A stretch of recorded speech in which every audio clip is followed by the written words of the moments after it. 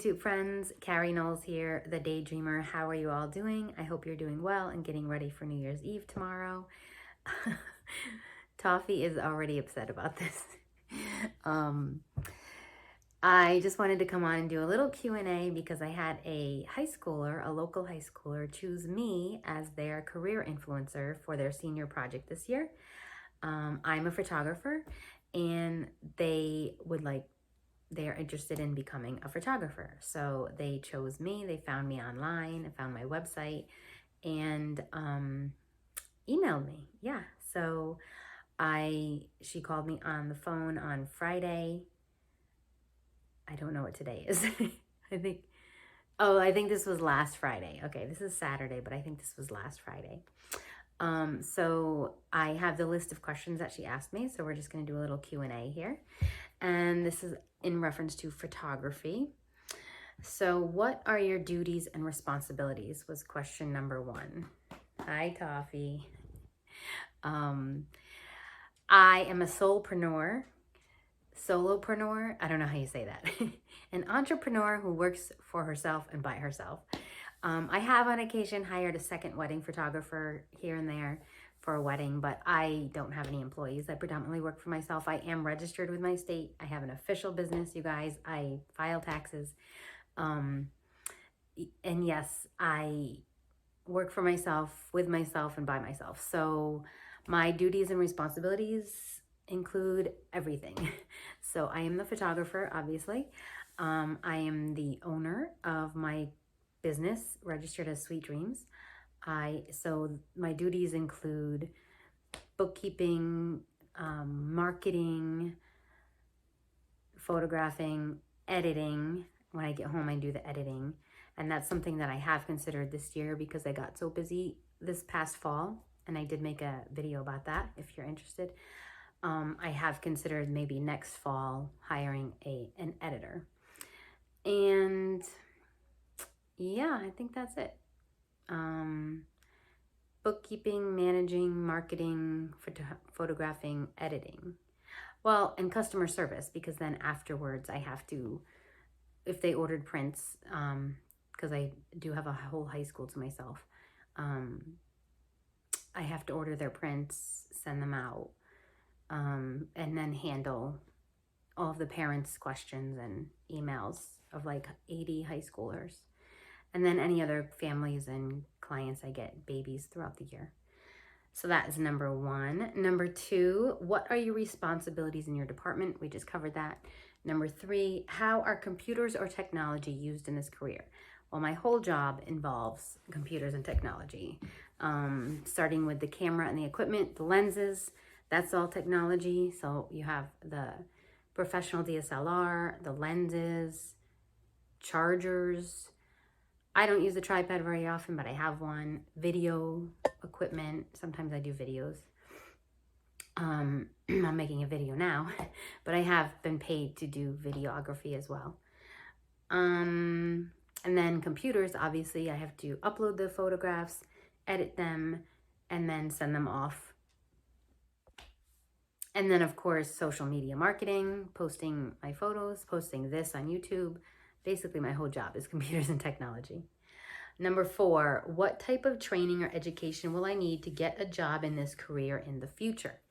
Okay, so I did not have any education or training as a photographer when I started 12 years ago. So my first actual paying job was 12 years ago. So I consider that when I started. Might be going on 13. We are about to hit a new year. So, but I'm just going to say 12. I went back to school after probably like 4 or 5 years ago because it was just a goal of mine to get a degree, but you don't need a degree. I will say I did take a photography class in high school, but I'm 47, so that was a class that was on film and you develop the photos in the darkroom. The other thing is my family was very much into photography. My grandfather had a darkroom in his basement. My uncle is still a professional photographer. He has been for like 40 years. My aunt is very much a photography hobbyist, and my mom. But when I had my first paying job, I did not have like technically an education in photography. I do now, but even when you go to school, they don't really teach you the things that you need to know in business, or how to use your camera and shoot it on manual, things like that. So I don't like saying that I'm self-taught. I don't believe in being self-taught. As soon as you pick up a camera, someone else made the camera. And if you read the camera manual, which I highly recommend, someone printed that camera manual. So I'm still learning from someone else. So I don't really like the term self-taught. What I did do is find mentors that I resonated with online and then start taking their classes or following them. And of course, YouTube is amazing. I do have one photographer that took the most classes from her, Heidi Hope. I am an affiliate with her, so I will link her learning platform below. But as far as education, I did not have a degree when I started getting paid as a photographer. So what I told the student was start whatever it is you want to do, start right away and then get your education as you go. Number 5, why did you decide to do this type of work? I'm not sure I ever actually decided. I think it kind of decided for me. I always was the person in my group with the camera, in my family, in my friend circle, with my kids. I think my kids just said one day, why don't you become a photographer? And then I started looking into it, and then that's how that happened. Number 6, what do you like most about your job? What I like most about my job is, and what I think I'm the best at in my job, is making connections with people. So when you go on a photo session, you need to connect with your subject. So if you have like a family, then you're not just connecting with like the mom, but you're connecting with the whole family, the kids. And then you also want to connect with help them connect with each other. And you're documenting and photographing their connection with each other too. So you don't want it to look fake and forced. So I think that's what I like most about my job, and what my biggest gift in my job is. And she even said, yeah, I think making people comfortable. I think I said making people comfortable and helping them connect with each other and connect with me. And I think she even said, well, she had already felt more comfortable talking to me because she was nervous when she called me. So I think that probably is my biggest gift, is the people part. What is your least favorite thing about your job? Editing. And even that, it's not that I don't like it, because if I'm just doing a personal project, and I do like that, and making photos look nicer, I love that. And then seeing the end result and what you took from a raw file on shooting on manual to make it look better in Lightroom or Photoshop, when you see your work in the end and you know you did that, there's something satisfying about that. Any type of art is very satisfying. I think it's just the fact that it's tedious and you have to sit for long periods of time on your computer, at home, on your laptop. And if my favorite part of the job is working with people, then that's not, like outside with people at a park. And then I'm inside my house on the computer. So it's two different ends of the spectrum. I think that's why it might be beneficial for me to hire or outsource my editing next year. Number 8. Will there be jobs like yours available in the future? Will there be many jobs like yours available in the future? I'm not sure what that question is asking. Maybe it's sort of like an artificial intelligence question. And it's funny because I did see all the rage with the AI apps and, kids posting just a regular photo or selfie and transforming it into these professional photographs. But I just had the best fall of my career. So I photographed about 80 high schoolers, and all their parents still wanted prints and photos. So I think there will still be a need for photographers. And with social media marketing and content creation, there's even a bigger need right now for photographers and videographers. Okay, number 10. Which of these benefits are typically offered in this occupation? Health insurance, dental insurance, life insurance, bonuses, overtime, paid holidays, paid vacations, childcare, profit sharing. I work for myself. I think, well, I was a member of the Professional Photographers of America, the PPA, for many years, like 8 years maybe.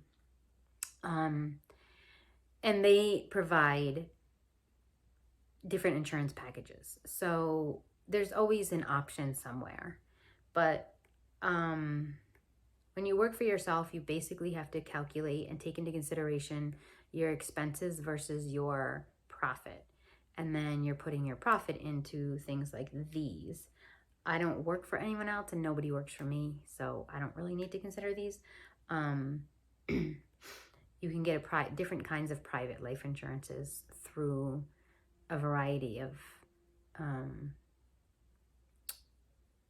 don't know what the word is, I want to say, institutions, corporations, platforms, and every state has, you know, like I think Connecticut has like an overall, like a healthcare department that you can look into. I'm not really well versed in that, so I don't want to speak on that. Paid holidays, I pay myself. I've been posting some of my travels in the past 6 years, and one of the times that we went to Greece, my youngest son tells the story how I came home with thousands of dollars.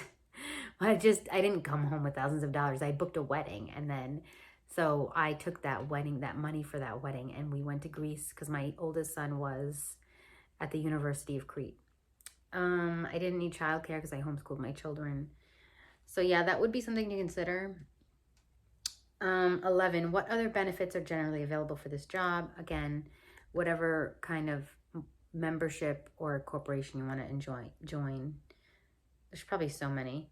12, what physical demands does this occupation require? It requires a lot of physical demands. You have to have a lot of energy to do a wedding. That can be like 10 to 12 hours.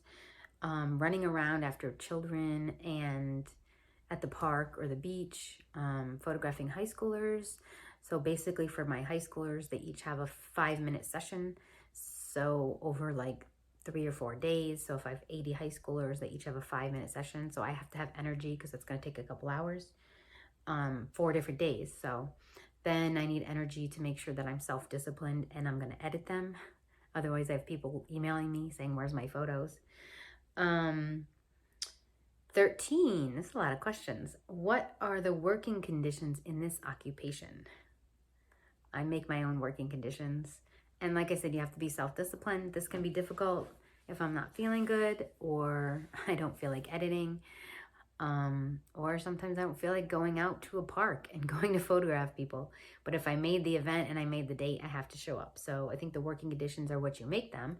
And you have to really be dedicated and disciplined to get a routine for yourself and stick to it. What are the major soft skills needed to perform this job? What skill makes a person in your field elite? Question 14. I think that's 2 questions. So we'll do 14. What are the major soft skills needed to perform this job? I think the soft skill that I was thinking of would be customer service. I think I touched on that before, and people skills. So you really have to be able to communicate and be helpful and cooperative and understanding and patient. Patience, definitely. So 15, what skills makes a person in your field elite? Elite. I would say this would be like a celebrity photographer. Again, I did learn and train with Heidi Hope Photography. I am an affiliate with her. I've taken her courses. I followed her for a long time.